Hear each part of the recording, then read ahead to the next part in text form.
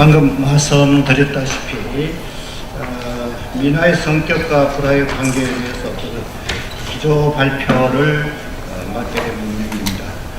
기조가 되는 발제를 맡았기 때문에 좀 간단명료하고만 민화의 성격과 정의 그리고 불화의 관계에 대해서 말씀드리도록 하겠습니다.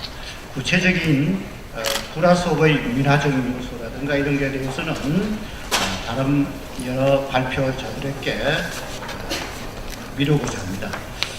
원래 제가 그 정병로 회장과 함께 의논한 것은 한 10분 정도 간단하게 말씀드리겠다 이렇게 말씀했기 때문에 양해해 주시기 바랍니다.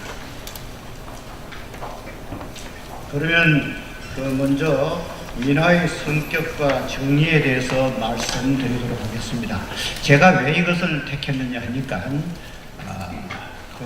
민화의 정의를 지금 여러분들이 많이 했는 것 같은데 그게 여러 가지로 좀 미비한 점이 있지 않나 그런 생각이 들어서 제 나름대로 이 성격 규정부터 하고 넘어가는 것이 좋지 않을까. 그래서 이런 의견을 제 나름대로의 의견을 여러분들에게 민화를 전공하는 여러분들에게 말씀 한번 드리고자 이렇게 생각하고 있습니다. 민화의 그 성격을 한마디로 정의해낸다는 것은 매우 어려운 과제라고 이렇게 생각하고 있습니다. 그래서 학자마다 제각기 다르게 정의를 내려고 있는 실정입니다. 이러한 여러 학자들의 견해를 종합해 보면 아마 다음과 같을 것이 아닌가 이렇게 생각을 하고 있습니다. 무린 화가나 정통 화원 화가가 아닌 무명의 화가가 그린 속된 그림을 민화라 한다. 대개 이렇게 정의를 내리고 싶지 않을까 이렇게 생각합니다.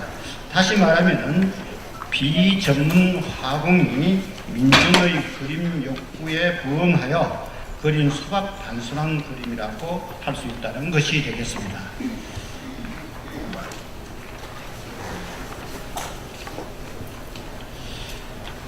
물론 넓은 의미의 민화는 왕궁이나 사대부를 포함한 우리의 모든 국민이 그리고 사용하던 회화로서 순수 감상용이 아닌 실용적인 목적으로 그린 작가 미상의 그림이라고 하여 실용성과 작가 미상을 강조한 민화의 정의도 상당히 널리 인정되고 있습니다만은 그래서 뭐 궁중화 같은 것도 다 민화로 이렇게 치고 있지만은 이것은 너무 민화의 정의를 외연을 너무 넓혀 버린 것이 아닌가 이렇게 생각이 됩니다. 그래서 대체로 위의 정의가 아마 옳은 견해가 아닐까 이렇게 생각을 하고 있습니다. 그러나 이런 정의는 민화에 대한 단순한 정의일 뿐이고 체계화되고 논리화된 정의라고 할 수는 없지 않을까 이렇게 생각합니다. 민화를 정의 내리기 전에 민화와 같은 성격의 예술 장르의 일종인 음악을 예로 들면은 민요가 있고 문학의 경우는 문당 등이 이해되는 것입니다. 이 가운데 특히 민요는 민화와 대비되는 서민의 음악으로 민화를 이해하는데 아마 중요한 근거가 되지 않을까 이렇게 생각하고 있습니다. 제가 조동일 교수의 정의를 한번 인용해 보겠습니다. 민요는 민중들 사이에서 저절로 생겨나서 전해지는 노래를 두루 일컫는다. 특정 개인의 창작이거나 아니거나 창작자가 문제되지 않는다. 악보에 기재되거나 글로 쓰이지 않고 구전되는 엄격한 수령 기간을 거치지 않고 생활하면서 자연스럽게 익힐 수 있다. 악곡이나 사설이 지역에 따라 노래 부르는 사람의 취향에 따라 노래 부를 때의 적성에 따라서 달라질 수 있다. 민요는 이런 특징을 지니기에 민중의 소리이고 민족의 정서를 가장 잘 함축하고 있는 예술이라고 평가된다라고 이렇게 조동일 교수는 정의를 내리고 있습니다. 이거는 여러 논문과 저서에 있는 내용을 함축 정리한 민요의 정의라 할 수 있을 것 같습니다. 이를 요약해서 말씀드리면은 첫째, 민중들 사이에서 저절로 생겨났고, 두 번째, 창작자를 알 수 없고, 세 번째, 자연스럽게 익힐 수 있고, 네 번째, 즉흥적이므로 따라서 민중의 소리이고 민족 정서가 깃든 노래라는 뜻입니다. 이런 정의는 민화에 적용해도 무방하다고 하겠습니다. 저는 일찍부터 민화를 민요나 민단과 함께 우리나라 예술의 독특한 장르이고 우리나라 미술의 한 특징으로 아주 높이 평가해 왔습니다. 그래서 민화를 민족의 그림이고 민중의 그림이며 민생의 그림이라고 정의를 내릴 수 있다고 평소에 생각해 왔습니다. 첫째, 민족의 그림, 즉 민족화라는 점에 대해서입니다. 구석기 이래 우리 민족이 공동생활을 영위하던 시기부터 우리 민족의 생활과 기원을 담은 그림들이 그려지기 시작합니다. 현존하는 것은 신석기 시대부터 청동기 시대에 이르는 방구대 안각화 같은 그런 안각화 등이지만 채색으로 그린 그림들도 반드시 이 당시부터 있었던 것입니다. 처음에는 원시적인 그림으로부터 시작했지만 차츰 세련되고 함축적인 의미도 담은 그림으로 진전되었을 것입니다. 이런 민족의 정서를 담은 그림은 고구려 고분벽화에서 그 원류를 현재는 찾을 수 있을 것이면 고구려 고분들의 가지고 있는 각가지 요소, 즉 불교, 도교, 외래적인 요소 이러한 것이 혼재되어 있어서 우리 민족의 정서가 담긴 그림을 찾는 작업은 아주 명쾌하게는 이루어지지 못하고 있다고 생각됩니다. 이외에 삼국시대 천마총 등 고분에서 나온 그림의 단면에서도 이런 점은 약간은 알 수 있다고 생각됩니다. 통일신라 시대나 고려를 거치면서 약간의 그림과 불화들 다수가 남아있고 이런 점은 조선 전후기에도 마찬가지입니다. 그러나 본격적인 민족 정서를 담은 민화는 18, 19세기의 것이 대부분 현존하고 있는 실정입니다. 우리가 흔히 민화로 분류하는 그림 가운데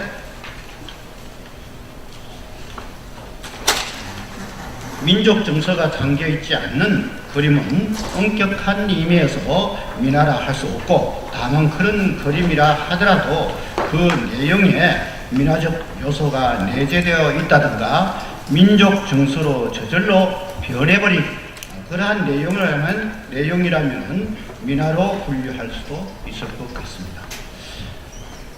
그러면 두 번째 정의가 되겠습니다. 즉 민중의 그림입니다. 민중을 흔히 요즘 이상하게 정의 내리는 사람들도 있지만은 일반 백성과 하층민을 뜻하는 서민과 그 이하의 이른바 우리는 서민 대중을 줄여서 민중이라고 이렇게 해야 될 것 같습니다. 따라서 민화는 민중 속에서 저절로 발생하고 꽃피운 그림을 말하는 것으로 이를 향유하는 사람도 서민 대중이고 이를 그린 작가도 이 대중 속에서 자발적으로 나왔다고 할 수가 있겠습니다. 따라서 이 그림은 서민 대중이 쉽게 이해할 수 있고 즐겨 가질 수 있으며 누구나 깊은 수련 없이도 쉽게 배울 수 있는 특징을 가지고 있다고 하겠습니다. 서민 대중 속에서 저절로 생겨난 이 민화는 작가와 향유청이 혼연일체가 된 예술이라고 하지 않을 수가 없습니다. 따라서 작가도 서민들 속에서 저절로 나오게 되는 것입니다. 전국인은 한 지역을 떠돌아다니면서 민요도 부르고 제담도 즉 민담도 들려주면서 민화도 그리는 그런 무당 예술가들과 또는 한 마을에 머물면서 취미삼아 일을 수행하는 호사가들 등 다양한 민화 작가들이 나타나고 있었다고 볼 수 있는데 한두 가지 이상의 재주를 부리는 제조권들도 많았다고 이렇게 생각하고 있습니다. 그러면 세 번째, 민생의 그림입니다. 이 민생의 그림은 즉 민화는 서민대중, 이른바 민중의 각가지 생활상을 그린 그림을 말한다고 이렇게 할 수 있습니다.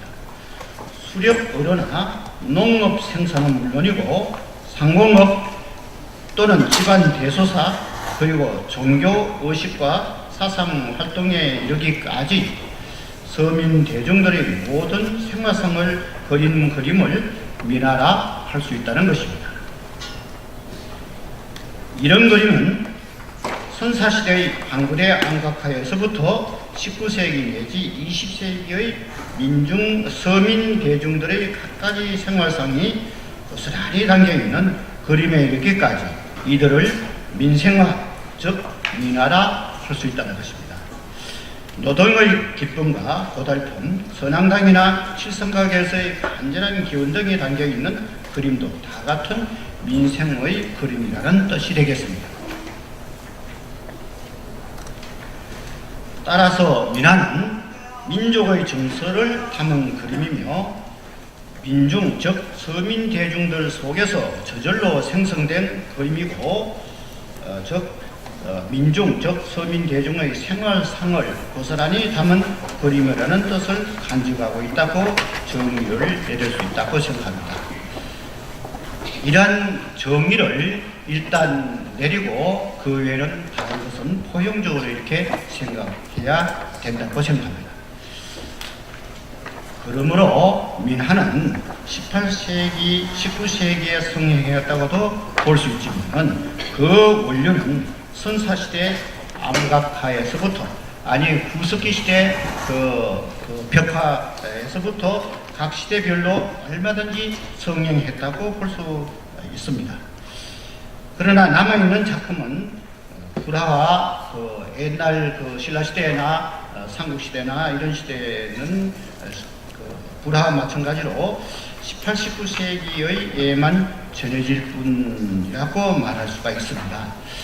불화도 일본에 간 불화 외에는 한국에는 조선 전기까지의 불화는 거의 남아있지 않습니다. 조선 전기 이후 조선 후반기 제1기에도 불화가 함 속에 들어있던 괴불화 외에는 거의 없습니다. 1700년 이후에만 일반 불화가 존재를 하고 있는 겁니다. 따라서 나는 민화도 마찬가지의 역정을 그렸지 않았을까 이렇게 생각하고 있습니다. 따라서 민화는 아주 오랜 역사를 가지고 있고 서민 대중들에게 깊이 뿌리내린 이런 종류의 그림을 우리는 민화라고 정의를 내릴 수 있다면 민화의 정의는 민화는 정말 우리 민족의 정서가 듬뿍 담겨있던 우리가 사랑해 마지 않는 그림이 되지 않을까 이렇게 생각을 하고 있습니다. 너무 우리가 민화를 연대도 좁히고 이런 식으로 하면은 안 되리라고 생각합니다. 그래서 나는 적어도 선사시대 한각화에서부터 고구려의 벽화, 신라의 불화, 고려의 불화 내지 고려의 무덤 속에 있는 벽화 이런 것과 함께 아주 민화는 뿌리가 깊고 역사가 오래고 또 그 민화의 성격이 우리와 아주 절친하다 이렇게 생각해야 되겠다 이렇게 생각하고 있습니다.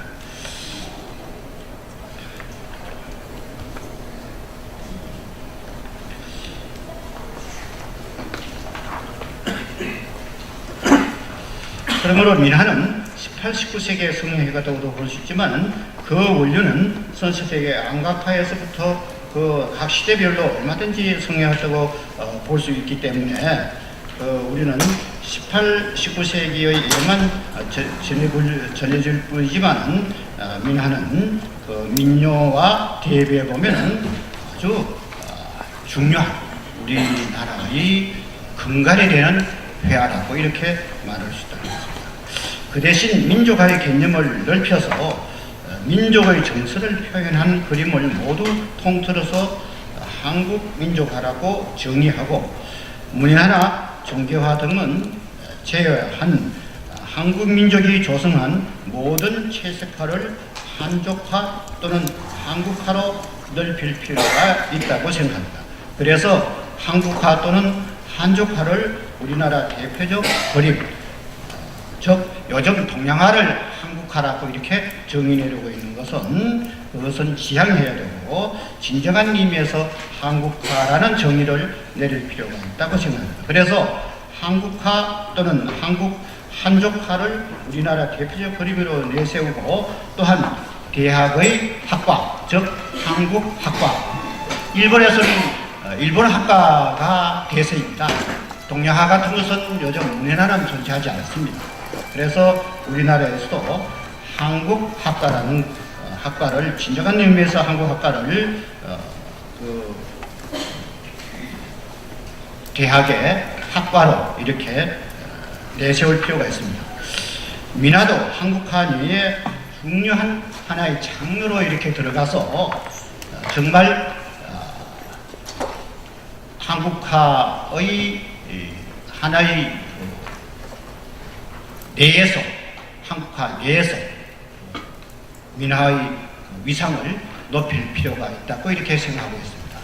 이것은 아마 여러분들이 노력을 집중적으로 기울일 때 가능하다고 이렇게 생각을 할 수가 있겠습니다. 그러면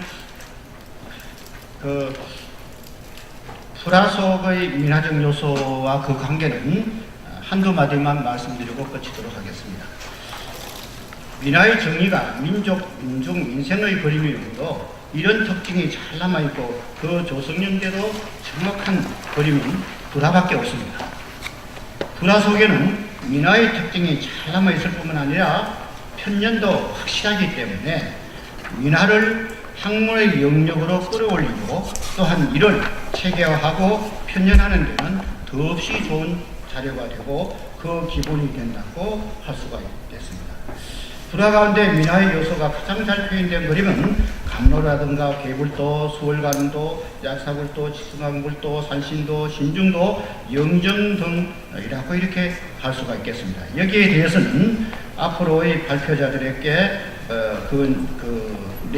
발표자들이 발표할 내용이기 때문에 저는 생략하고 서론적인 그러한 결론적인 말씀만 드리고 저는 그만두도록 하겠습니다. 제가 지금까지 민화에 대한 성격을 정의내린 것을 여러분들이 한 번 더 천착해 주시면 감사하겠습니다. 그러면 이상으로 제 발표를 끝내도록 하겠습니다. 감사합니다.